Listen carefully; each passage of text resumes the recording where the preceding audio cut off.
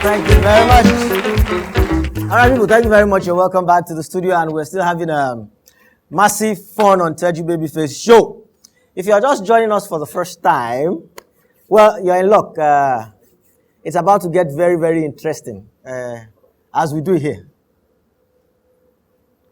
All right, people. Now, the gentleman I'm about to bring is very remarkable in this sense. Now, a lot of people go through political offices in the country, and every kind of office, political, secular, whatever you may call it, and you never know the past through. But this gentleman has a knack for making sure that even if he spends one day in office, you will always find it in the annals of history and in the mouths of people that he was there. He came all the way from Abuja today to be on this show, and we are indeed honored to bring onto the stage the former minister of the Federal Capital Territory, Abuja, Malam Nasir El-Rufai.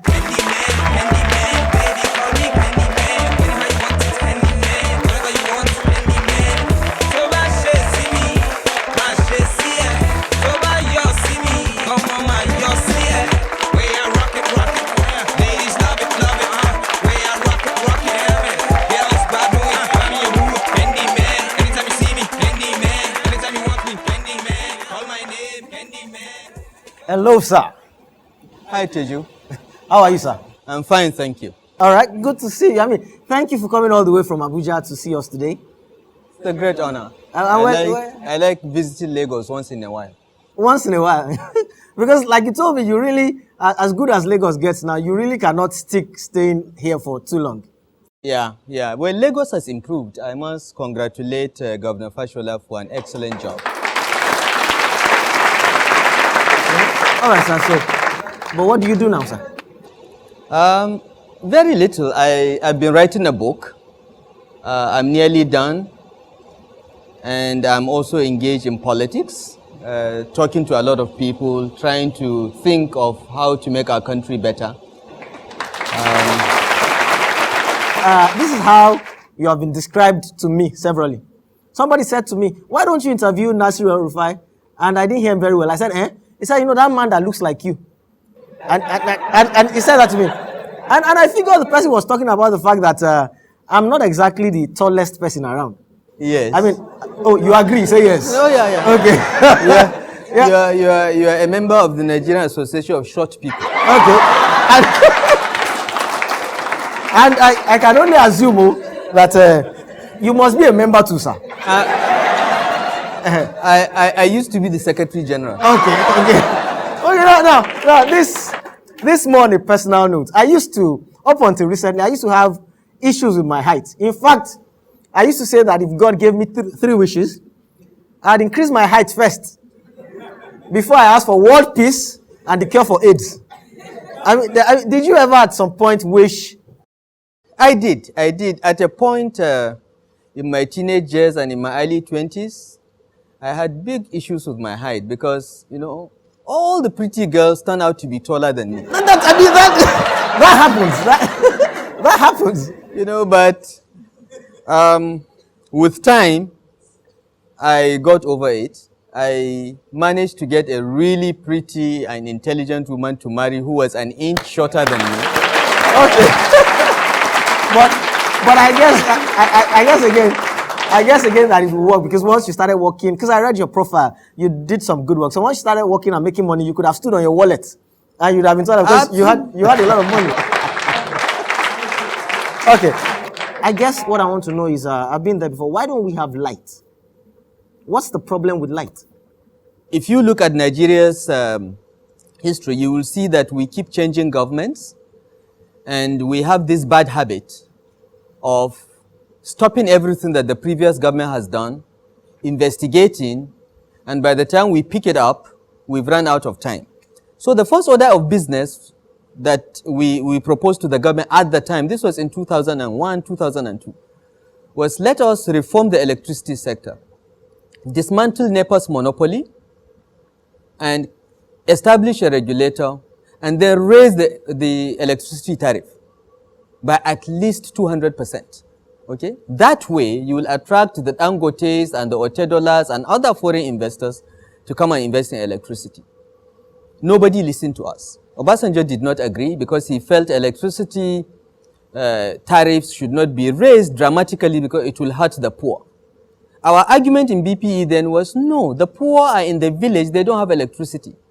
The poor in Lagos, they are in Ajagule, they don't have electricity. It is the rich in Ikoyi, Victoria Island, that get more of the electricity. Let them pay so that we will have enough money and attraction for investment. So this was our plan. It was not until 2005 that President Obasanjo finally bought into that plan, and the Electric Power Sector Reform Act was passed, which broke down NEPA into 18 companies and began to license private operators. But still. Sorry, sir, what do you mean 18 companies till now? Yeah. NEPA is 18 companies. NEPA has been broken. In fact, I did it in BP, but it was concluded after I left. NEPA was broken into 6 generation companies, 1 transmission and system operations company, and 11 distribution companies. In Lagos, there are 2 distribution companies here in Lagos. All right? And the idea was... Sorry, sir. They must be distributing bread or something. Because they are not distributing lights. No. They are distributing electricity. It's just that they do not have enough to give you 24 hours electricity a day. But they are. So, you see, sorry the to keep cutting you, sir. They don't have enough. Sorry. Is this true? I keep hearing this. Is it true that we give another country light? I hear that there's one country that takes, and they have. Yeah, we provide some megawatts of electricity. I can't remember exactly how much, to Niger Republic. Okay? And in Niger Republic, they don't have power cuts. But that is not because of NEPA's problem. NEPA gives them the electricity, but within Niger, they have organized themselves such that the power does not go off. We provide the electricity. Now, so in 2005, we had broken NEPA down into 17 companies. Nigerian Electricity Regulatory Commission had been established, the regulator, to issue licenses. The only thing that was left to kickstart investments in the sector was raise the tariff. And by then, because of exchange rate deterioration, you needed to raise the tariff by something like 400%. Again, elections round the corner, nobody wants to bite the bullet and do something like that.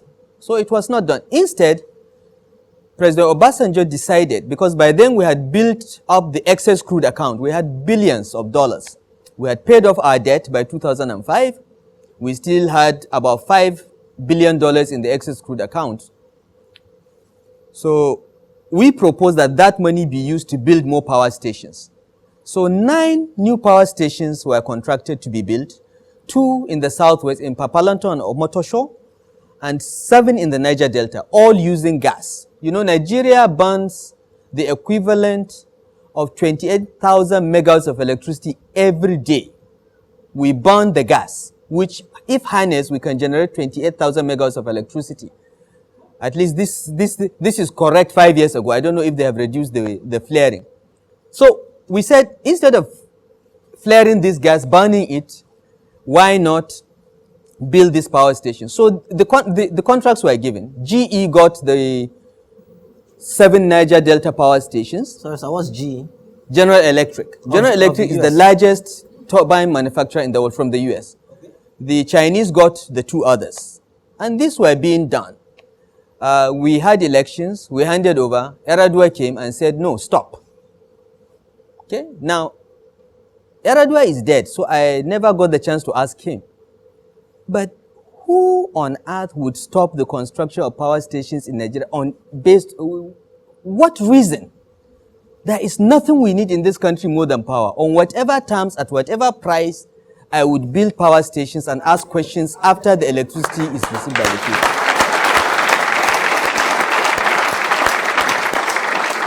But President Eradua stopped it. President Eradua, a governor of a PDP government that became president, stopped these projects that were started by a previous PDP government. And up till today, as we speak, our plan to complete those power stations was December 2007. As we speak, they have not been completed. And I'm sure the price has doubled. And I give you this as an example of why our electricity problems have not been solved. And if you go back to the previous government, you will find a similar story that someone started and President Obasanjo came and said, stop, I want to investigate this. This is the problem. If today President Goodluck assembles a sound technical team and gives them the authority and an open check, Nigeria can stop having power outages in 3 to 5 years. It's possible. It can be done. 3 to 5 years. 3 to 5 years. 3 to 5 years. We can do it. It cannot be done in less than 3 years, but I believe it can be done in between 3 and 5 years. It can be done. All right, sir. Okay, sir. Now, Madam Nasir, sir, I was watching my television one day. I put on the TV. Actually, I was waiting for the Teju Babyface show. I was waiting for this show. And just before this show, there's a program that comes on. It's on Tuesdays. It's like a crime sort of show with the court and all that. Then, Madam Nasir El-Rufai, EFCC was prosecuting you. I mean, what was that about? How does, you, EFCC, and you weren't even, it didn't seem like you were perturbed because you got into the court and you were greeting people, shaking hands. Look, it is interesting you ask that question because, EFCC started operations in my office in BPE. That is thanks for you. They started as your tenants. Yes. Your tenants. No, not even as a tenant because Nuhu Ribadu came to me with a letter saying that, look, I've been appointed chairman of EFCC. And I said, what is that? He said, Economic and Financial Crimes Commission. I said, okay, what are you supposed to be doing? He said, we are supposed to fight money laundering, 419, and so on. And I said, okay. So why are you here? He said, well, I need you to help me because I just got this letter and nothing, no budget, no office, nothing. So Sorry, sir. Again, I keep going. You mean he got a letter from the government that appointed him to do something? No budget. No office. No office. Nothing. Yes. The government can do that. That's what the government does every day. They give people letters and expect them to somehow. Yes. Okay. And that's how EFCC started. So we gave them an office in BPE, 2 rooms. The first EFCC staff were my staff. I gave him 3 of my staff to help him set it up. And a few years later, they are prosecuting me. That's thanks for you. Human beings. That's thanks for you. No, but I have no issues with it as long as they are doing their job. The problem is, in this particular case, they were not doing their job. They were doing Eradua's bidding because Umar Eradua thought I was a threat and decided he had to destroy me. So I was investigated for 3 years. I was accused of everything. They said under my watch, 32 billion naira got missing. And then they found 46 billion in a bank account. They didn't withdraw that. They accused me of all sorts of things, public hearings, SSS investigated me, police investigated, everyone investigated me to find something. And they found nothing. So in the end, I was charged to court for approving the allocation of a plot of land to my wife. That's why I'm in court. Okay? But now, are you allowed to do that? Well, are you allowed to?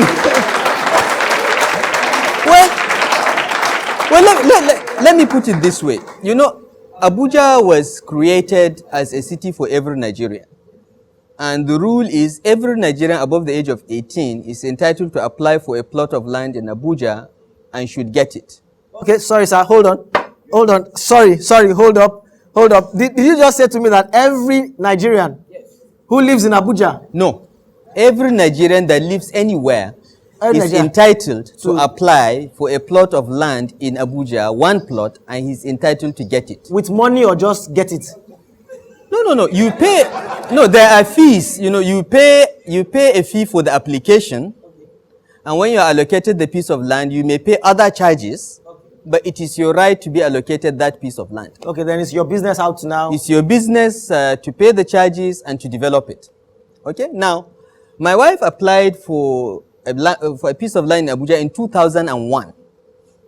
I became a minister in 2003, and I think in 2006, her application was brought along with others, and she got 1 plot of land. They said that I have conferred a corrupt benefit on her for that reason.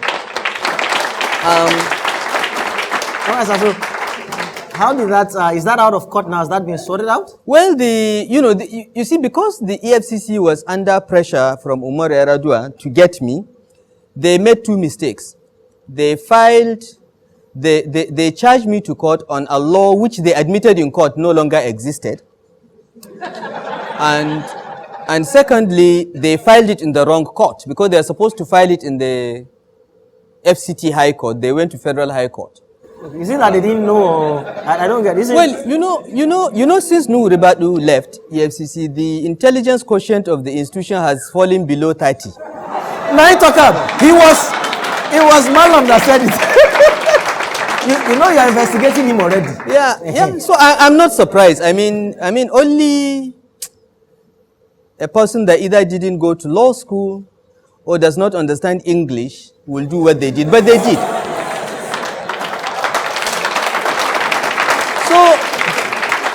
So Teju, the judge threw it out and said, you brought it to the wrong court and you've admitted in court. The AFCC's lawyer admitted in court that the law no longer existed. So what are you charging him for? A non-existent offense? And he threw it out. They said they would refile. I'm waiting for them. Whew. All right, I mean, good, because in the few minutes we have left, let's talk 2011. Are we finally on the path to, electoral, transparency, so to speak? Well, certainly, having Atahiru Jega as the chairman of INEC is a very, very, very good thing. Okay, because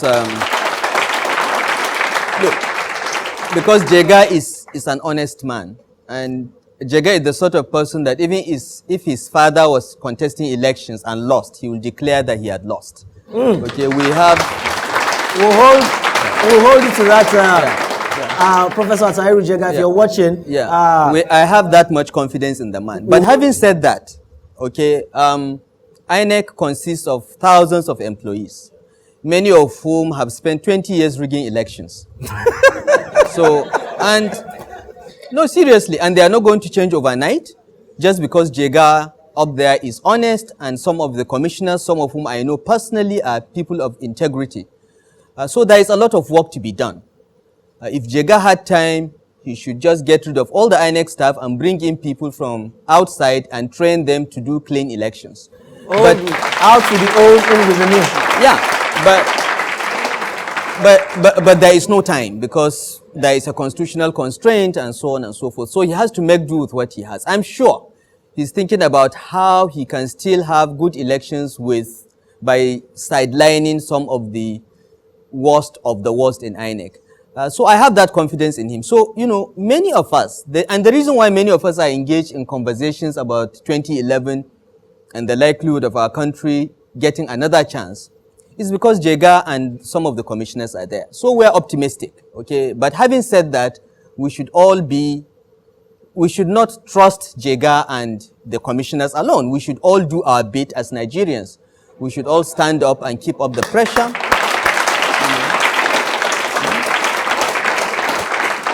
We should all register to vote. We should all look at all the candidates and select those that we know or have a reasonable degree of confidence will serve our interests and our nation. We should go on that election day and vote, and also take whatever steps that are necessary to protect our vote. So, for instance, after you vote, you can stay. When the voting is over, the results announced as your polling booth, use your BlackBerry, your Twitter, your Facebook, your SMS to send the results round to make it more difficult for anyone to change it afterwards. Okay? Now, and also I want to say this because I know that the audience for this program are the young people, which in my view are the future of Nigeria.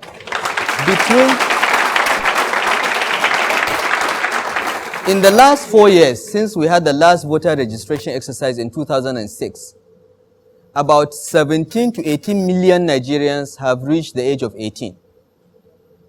Now, if all these people register and vote for the first time for any one presidential candidate, that's the next president of Nigeria. On the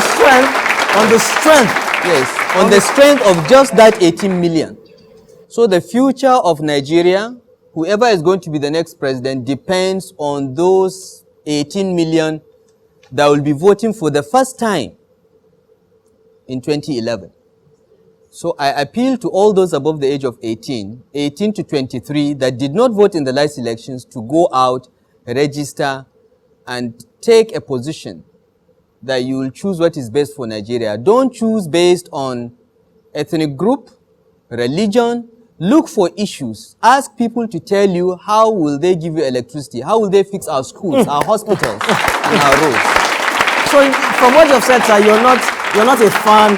I was going to ask you that. You're not a fan of the whole zoning. No. I'm a fan of only one thing: capacity, competence, merit. That's what matters. Now for me, the joke is those that are arguing for and against zoning are not talking about capacity, competence, merit, ability to deliver the goods. I want to see a Fashola as president of Nigeria. I don't want all this nonsense.